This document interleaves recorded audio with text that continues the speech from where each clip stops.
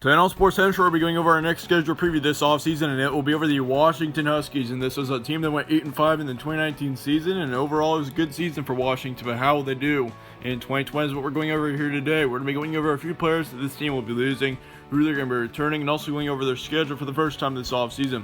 Starting off the games that Washington has had since November, we start off on November 2nd when they played Utah. And of course, Utah last season, they won their division. They were a really great team overall.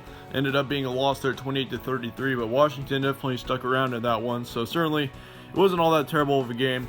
The next week they beat Oregon State on the road. Good win there, 19-7.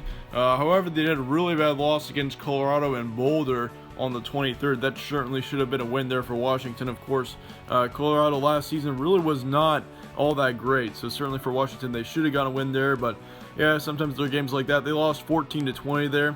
Then on the 29th, they played Washington State. There was a win there, 31-13. So that was a good win to finish off the regular season. Then their bowl game against Boise State was really good. I think they were on the first day of bowl action. They ended up getting the win there, 38-7. So that was a blowout win there against Boise State, which Boise State was a team last season that was ranked for the majority of the season. So definitely for Washington, that was a great way to end off the year. For the trend for Washington between September and October, they were 5-3, and then between November and the rest of the season, they were 3-2. So yeah, overall they stayed pretty consistent with how they were last season. No major improvements or decreases. Moving on to the returning production for Washington, they lose their starting quarterback Jacob East, and I believe he went in the second round of the previous NFL draft a couple weeks ago. And so yeah, certainly that's going to be a major loss for this team. Of course, I think honestly he should have gone in the first round in my opinion.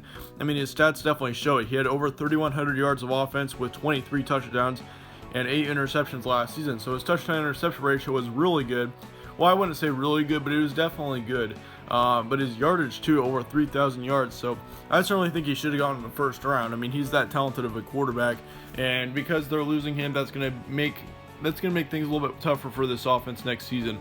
They also lose their top running back in Salvon Ahmed, which he had just over 1,100 yards with 11 touchdowns, so that's going to be a big loss there too. So basically, this Washington team loses their top two offensive players going into 2020, so that's going to be really tough to deal with.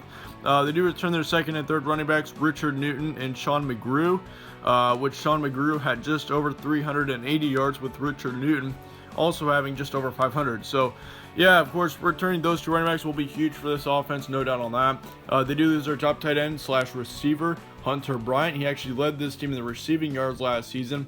He put up some great stats, actually. He had over 820 yards with 3 touchdowns, and so yeah, that's going to be a really tough loss too. And then you also lose your top receiver / second receiver, if you're looking at yardage wise, in Aaron Fuller, which that's going to be once again another tough loss. 700 yards, 6 touchdowns is what Aaron Fuller had.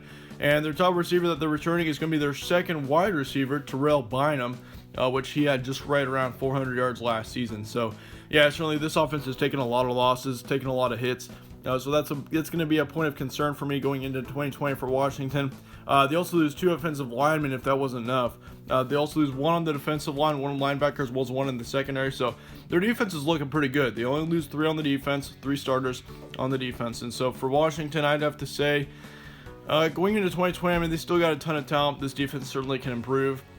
But my main concern of this Washington team heading into 2020 is the offense, in my opinion. And when you're losing Jacob Eason, a big-time quarterback who's probably going to have a great future in the NFL, Salvon Ahmed, who had over 1,100 yards last season, as well as your top 2 receivers last season, it's going to be kind of tough. And I think for Washington next season, it's going to be a bit of a rebuilding year. I don't expect them to win their division by any means. I don't expect them to make the Pac-12 championship, but I do expect Washington to hang around there. I don't expect them to miss a bowl game by any means, but I do expect Washington to have a bit of a down season heading into 2020. Looking at your schedule, though, I mean, it's not too difficult. You got Michigan, of course, as one of your non-conferences. That will be a bit difficult, but you got them at home, so that's good. You got Sacramento State, Utah State in the next couple weeks. Then you got Oregon to kick off October on the road. You got Oregon State on the 10th, Utah on the road on the 17th, and then you got Arizona and California to finish off October. In November, you got Stanford, USC, Colorado, and then Washington State in that order. You got USC and Washington State as your 2 road games. And so honestly, for Washington, this schedule isn't terrible, especially it does help having your easier opponents towards the end of October and the earlier parts of November. Of course, that's a good point, or a good place to have your easier opponents. But yeah, here's what I'm expecting. I'll give you 2 guaranteed wins once again. In our schedule previews, we don't go over every game. We'll do that in our final predictions. but I've got 2 guaranteed wins for Washington, being Sacramento State and Stanford. I consider putting Utah State on there, but I'm not quite sure whether I'd do that yet, just because that team still has a lot of talent, even though they're losing their quarterback in Jordan Love.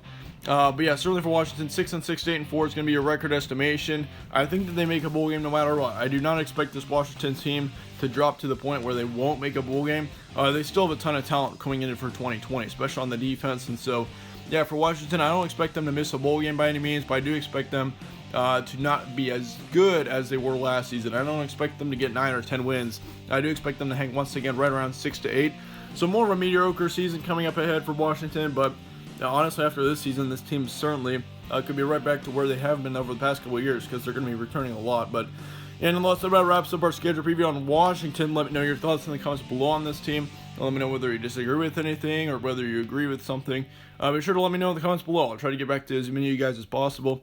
But yeah, thank you all for watching once again. If you enjoy the schedule preview, be sure to slap a like on it, subscribe as well. It really helps out the channel, and I'd really appreciate that as well. But yeah, once again, thank you all for watching. Stay tuned for more. I will see you all later.